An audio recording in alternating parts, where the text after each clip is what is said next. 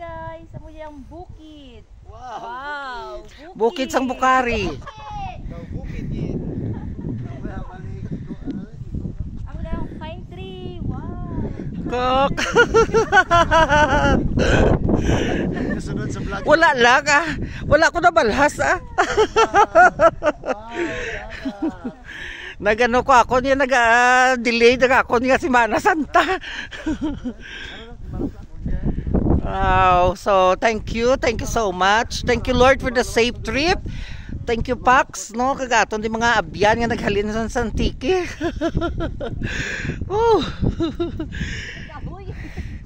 What relaxing kag kuan man mixed mga experience. Siyempre ang paa ko daw naghugotaw. At last, nakalabot sa babaw, hutok-putokan diri ah. Oh, te, kung diri ka makita mo na tong bye-bye, ang Gimaras. Ay. Ambot ako panaog ni karon ano yung magwata. Namin naman panaog oro no.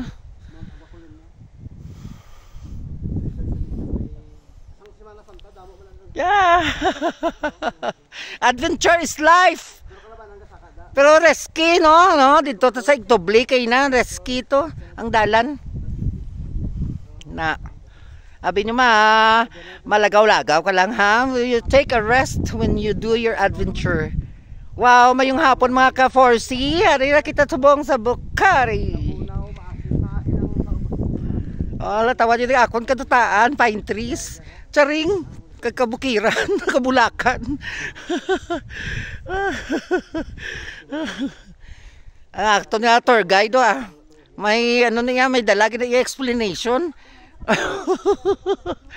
Mr. Pax Flores, thank you so much. Oh, ulitin. Songon mo nagkakwaton mo gid kuya. Dalawang mo lang bag ko, buang kagid. Wow, so relaxing. Very cold. Cold nga nagapamtulo bla balhas mo. Mo gina iya.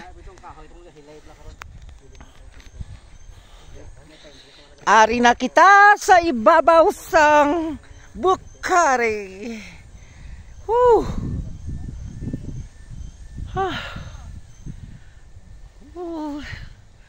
Sa wala pa di ka kadto ka mo di ah.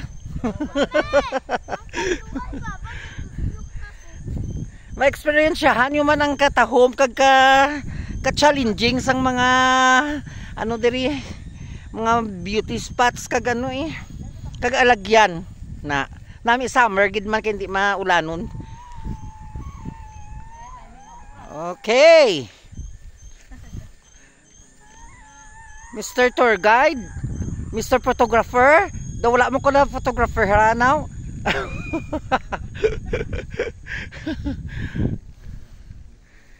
Oh.